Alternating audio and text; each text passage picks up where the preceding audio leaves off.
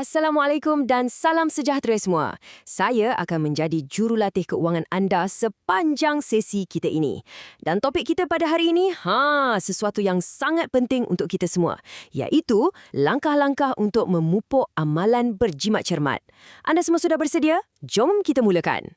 Selamat datang para peserta ke kem keuangan maya kita. Misi kita pada hari ini sangat jelas, iaitu untuk menjadi satu generasi yang bukan sekadar celik wang, tetapi benar-benar bijak dalam menguruskannya. Inilah misi kita bersama. Okey, mari kita mulakan dengan satu soalan. Apakah langkah-langkah untuk berjimat cermat? Nampak mudah kan? Tapi sejujurnya, ramai di antara kita yang mungkin terdiam sejenak, buntu nak jawab apa. Jangan risau, sebab itulah kita ada di sini hari ini. Jom kita rungkai satu persatu. Baiklah, stesen pertama dalam kembara keuangan kita ini bermula dari rumah. Ya, unit yang paling asas dan paling penting dalam hidup kita, keluarga. Mari kita lihat apakah peranan ibu bapa dalam membentuk tabiat keuangan kita. Mari kita lihat carta aliran ini. Segalanya bermula dengan contoh yang baik. Apabila ibu bapa sendiri menjadi suri teladan yang bijak berbelanja, secara automatik kita pun akan terikut-ikut.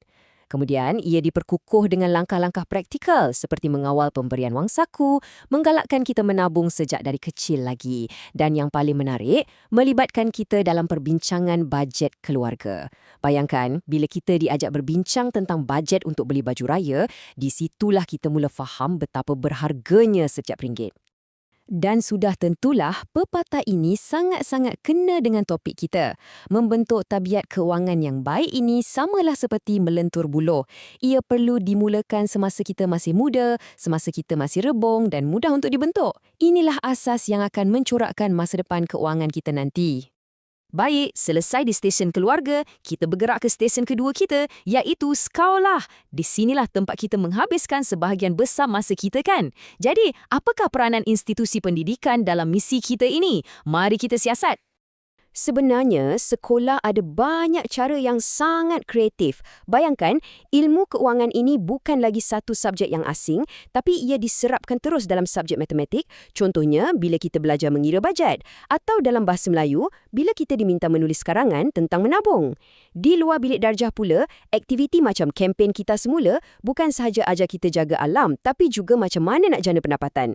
Tambah pula dengan pertandingan menabung antara kelas atau bengkel buat tabung sendiri, amalan berjimat ini terus jadi sesuatu yang seronok.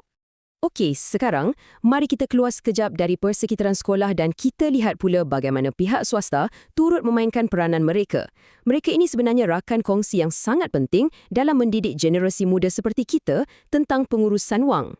Dan ini adalah satu contoh sebenar yang sangat berjaya. Program seperti Fund for Life yang dianjurkan oleh Arus Akademi dan FWD Takaful. Lihatlah impaknya.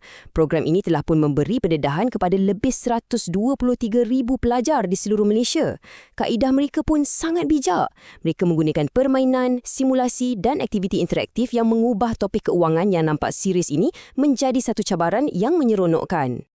Pepatah ini merumuskan dengan begitu tepat sekali matlamat program-program seperti ini. Ia mendidik kita untuk sentiasa bersedia dan mengambil langkah pencegahan awal. Maksudnya, kita belajar untuk berjimat sebelum wang kita habis dan kita beringat sebelum kita ditimpa masalah keuangan. Satu peringatan yang sangat padu. Kembara kita diteruskan lagi ke peringkat yang seterusnya. Selepas alam persekolahan, universiti dan kolej pula mengambil alih peranan penting untuk mempersiapkan kita menghadapi realiti dunia pekerjaan yang sememangnya penuh dengan cabaran kewangan yang lebih besar. Sekarang, saya nak anda semua lihat nombor ini, 53,000. Ini bukan sekadar satu angka di skrin. Ini adalah bilangan sebenar anak-anak muda yang usianya mungkin tidak jauh berbeza dengan kita, yang sudah pun terjerat dengan bebanan hutang. Angka ini adalah satu isyarat amaran yang sangat jelas tentang betapa kritikalnya pendidikan kewangan di peringkat ini. Dan slide ini memberikan kita gambaran yang lebih besar. Menurut laporan akhbar Berita Harian, 53,000 orang belia ini secara terkumpul menanggung hutang yang jumlahnya mencecah 1.9 bilion. Cuba kita bayangkan betapa besarnya jumlah itu. Inilah sebabnya mengapa terdapat gesaan yang kuat supaya institusi pengajian tinggi mewajibkan kursus literasi keuangan kepada semua penuntut, tidak kira apa pun bidang pengajian mereka. Baiklah para peserta, stesen kita yang kelima membawa kita masuk ke alam digital. Dalam era hari ini, kita tidak boleh nafikan yang media mempunyai pengaruh yang sangat kuat dalam membentuk cara kita berfikir dan tabiat harian kita, termasuklah dalam hal-hal kewangan. Ya, media hari ini bukan lagi sekadar televisyen atau surat khabar. Cuba kita lihat pempengaruh-pempengaruh di platform seperti TikTok, Instagram dan Facebook. Mereka menggunakan kreativiti mereka untuk menyampaikan tips-tips kewangan dalam bentuk video pendek yang sangat menarik dan mudah untuk kita faham. Ada juga platform seperti podcast Financial Faiz yang berjaya mengubah topik kewangan yang nampak berat menjadi satu perbualan yang lebih santai dan boleh diakses oleh sesiapa sahaja. Dari media, kita beralih pula ke skala yang lebih besar. Stesen kita yang keenam ialah peranan kerajaan. Kerajaan bukan sahaja bertanggungjawab terhadap ekonomi negara secara keseluruhan, tetapi juga dalam membimbing rakyat untuk menghadapi cabaran-cabaran ekonomi semasa. Di sini, kerajaan menunjukkan contoh melalui tindakan. Kita selalu dengar seruan daripada pemimpin negara untuk berbelanja secara berhemah. Tetapi lebih daripada itu, kerajaan sendiri mengambil langkah-langkah penjimatan yang jelas seperti membatalkan program-program besar dan mengadakan kursus secara dalaman sahaja untuk menjumatkan kos. Ini adalah satu mesej yang sangat jelas kepada kita semua tentang betapa pentingnya amalan berjimat cermat yang bermula dari peringkat tertinggi negara.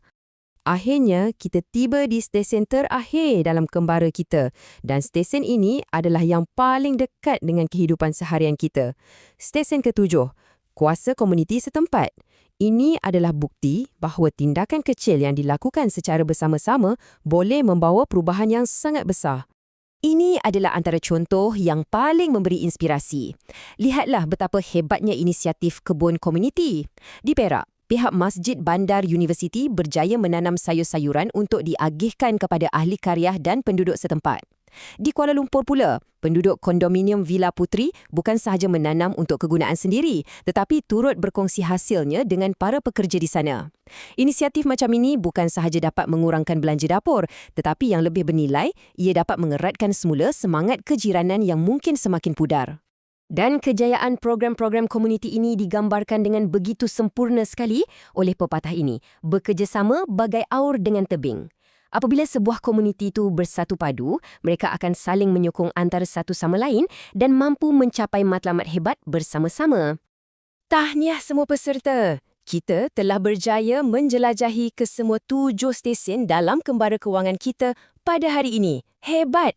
Sekarang, tibalah masanya untuk kita membuat rumusan dan memikirkan apakah langkah kita yang seterusnya.